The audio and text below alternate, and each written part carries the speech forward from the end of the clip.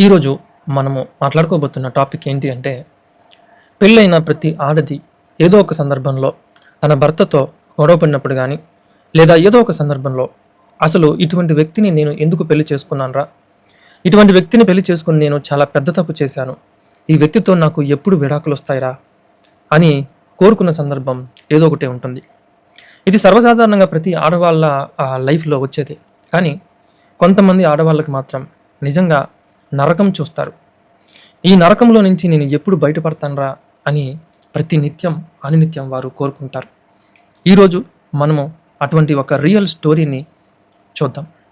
పశ్చిమ గోదావరి జిల్లా వీరవాసరం గ్రామంలో జరిగిన ఈ రియల్ స్టోరీని మనము విన్న తర్వాత అసలు ఆమె ఎటువంటి మానసిక వేదన గుండా వెళ్ళింది, ఎటువంటి సైకలాజికల్ డిప్రెషన్ గుండా వెళ్ళింది, ఆమె ముందున్న మార్గాలు ఏంటి, ఎటువంటి నిర్ణయం తీసుకోవాలి, ఎటువంటి నిర్ణయం తీసుకోకూడదు అని డైలమా కన్ఫ్యూషన్లో ఎలా ఉందో ఈరోజు మనము ఒక రియల్ స్టోరీని చూసిన తర్వాత మనము ఆమె మానసిక పరిస్థితిని ఒక సైకలాజికల్ అనాలిసిస్ చేద్దాం. ముందుగా ఈ ఛానల్కు స్వాగతం. వెల్కమ్ టు సహామీ సైకాలజీ.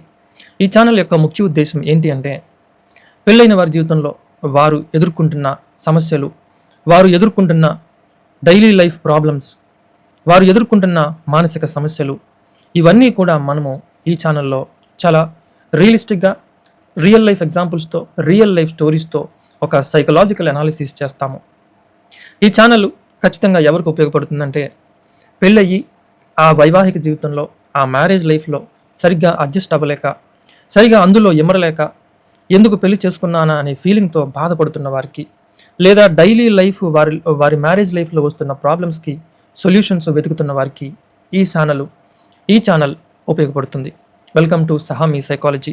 ఇసాయి కల్తేరి సజిగోస్ పోయికోదే పోతే సాగాపే పిచితాలి. అది పశ్చిమ గోదావరి జిల్లాలోని వీరవాసరం గ్రామం. అది చాలా ప్రశాంతమైన వాతావరణం ఉన్న గ్రామం. కానీ ఆ ఊరి శివార్లలో ఉండే సుమతి ఇంట్లో మాత్రం 3 ఏళ్లుగా ఒక నిశ్శబ్ద శ్మశానం వర్ధిల్లుతుంది. 29 ఏళ్ల Sumathi BSc chemistry gold medalist. ఎన్నో ఆశలతో 7 ఏళ్ల క్రితం రాజేష్తో ఆమె పెళ్లి జరిగింది. రాజేష్ స్థానిక ఆక్వాఫీడ్ ఫ్యాక్టరీలో గుమాస్తాగా పనిచేస్తాడు.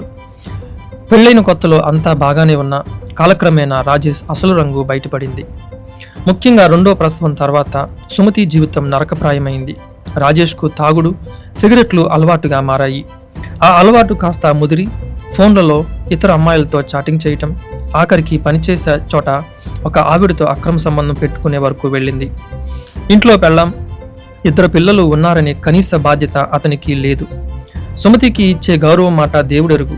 కనీసం మనిషిగా కూడా అతను ఆమెను గుర్తించడు. గత 3 ఏళ్లుగా సుమతి పడుతున్న మానసిక వేదన వర్ణనాతీతం. రాజేష్ ఆఫీస్ నుంచి రాగానే ఫోన్ పట్టుకొని మూలా కూర్చుంటాడు, లేదా తాగి వచ్చి గొడవ చేస్తాడు. సుమతి ఏదైనా అడిగితే నీకేం తెలుసు, ఇంట్లో ఉండి తిని కూర్చునే దానివి అంటూ విసుక్కుంటాడు. సుమతి మనసులో ఎన్నోసార్లు విడాకులు తీసుకోవాలనే ఆలోచన వచ్చింది. లాయర్ దగ్గరికి వెళ్ళటం, పేపర్లు సిద్ధం చేసుకోవడం వరకు వెళ్ళింది. కానీ తన 5 ఏళ్ల కొడుకు, 2 ఏళ్ల కూతురు ముఖాలు చూడగానే ఆమె అడుగులు వెనక్కి పడుతున్నాయి. నా బిడ్డలకు తండ్రి లేని జీవితాన్ని ఇవ్వాలా, సమాజం వాళ్ళని ఎలా చూస్తుంది అనే భయం ఆమెను నీడలా వెంటాడుతుంది. బీఎస్సీ కెమిస్ట్రీ చదివిన తను ఎక్కడికైనా వెళ్ళి బ్రతకగలదు. కానీ పిల్లల భవిష్యత్తు ఏమవుతుందో అనే ఆందోళన ఆమెను ఒక ఖైదీని చేసింది. ఇప్పుడు వారిద్దరి మధ్య ఒక నిశ్శబ్ద విడాకులు, అంటే సైలెంట్ డైవర్సు జరిగింది. అంటే ఒకే ఇంట్లో ఉంటారు, కానీ మాట్లాడుకోరు. వారి మనసులు కలవవు. కేవలం లోకానికి భార్యాభర్తలుగా పిల్లల కోసం ఒక కృత్రిమ నాటకం ఆడుతున్నారు. సుమతి జీవితం ఇప్పుడు ఒక చదరంగంలా మారింది. ప్రతి అడుగు పిల్లల కోసమే వేస్తూ తనని తాను చంపుకుంటుంది. చూశారు కదా, మనము ఈ స్టోరీని విన్నాం. అందులో మీరు ఒకటి గమనించారా? వారికి అఫీషియల్గాను, లీగల్గాను విడాకులు జరగలేదు. కానీ వారికి ఒక సైలెంట్ డైవర్స్ అనేది, అన్అఫీషియల్ డైవర్స్ అనేది జరిగిపోయింది. అంటే వారిద్దరూ ఒకే ఇంట్లో ఉంటున్నారు, కానీ సరిగ్గా మాట్లాడుకోరు. ఒకరితో ఒకరు ఆ ఫీలింగ్స్ని ఎక్స్ప్రెస్ చేసుకోరు. ఒకరి ఒపీనియన్స్ని ఒకరు గౌరవించరు. ఇద్దరు ఒకే ఇంట్లో ఉంటున్నారన్న పేరే కానీ వారిద్దరిలో సఖ్యత లేదు. వారిద్దరూ సరిగా మాట్లాడుకోవడం లేదు. వారిద్దరూ కేవలం పిల్లల కోసమే బలవంతంగా ఆ ఇంట్లో ఉంటున్నారు.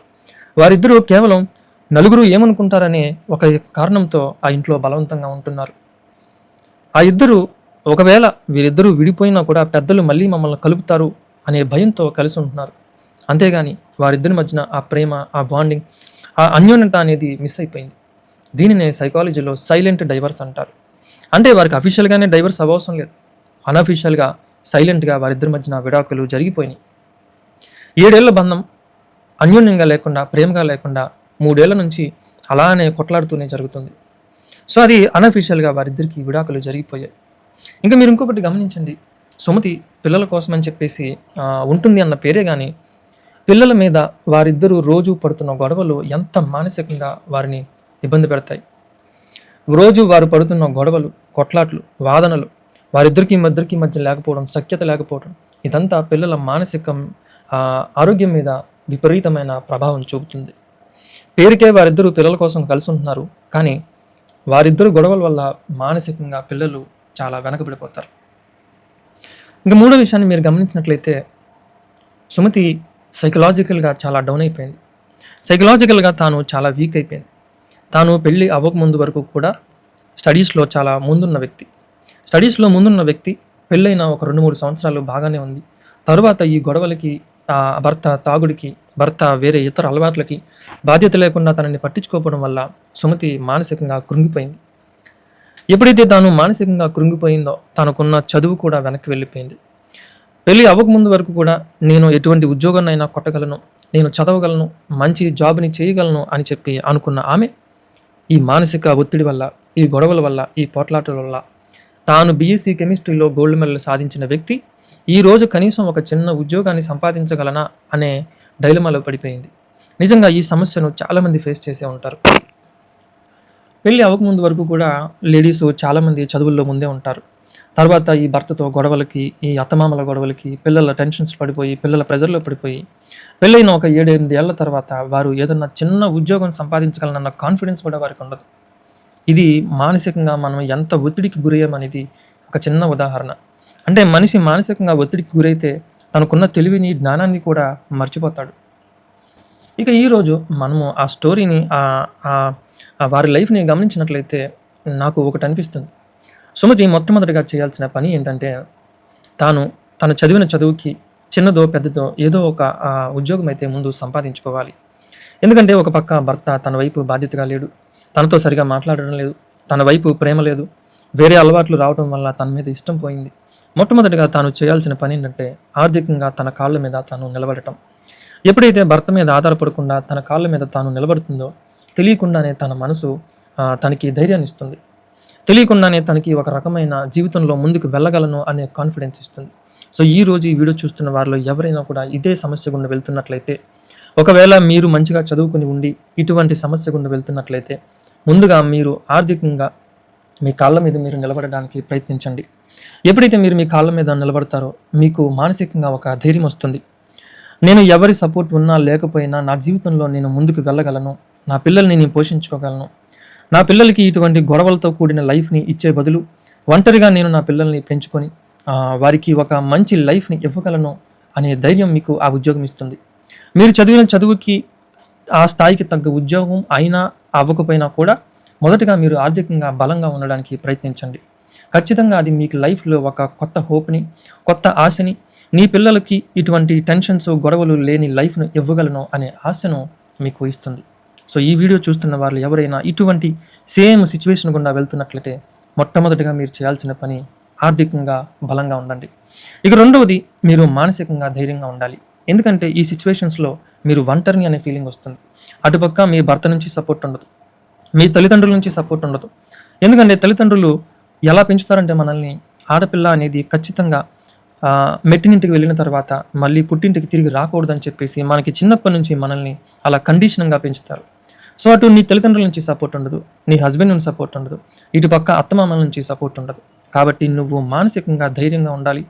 ఒంటరిని అనే ఫీలింగ్ లేకుండా ధైర్యంగా ఉండి ఆ చిన్న ఉద్యోగమైనా సంపాదించి నీ కాళ్ళ మీద నువ్వు నిలబడగలిగితే 1 సంవత్సరానికో 2 సంవత్సరాలకో ఆ భర్త నుంచి పూర్తిగా దూరంగా ఉండాలా లేకపోతే కలిసి జీవించాలనేది నీకే ఒక క్లారిటీ వచ్చేస్తుంది.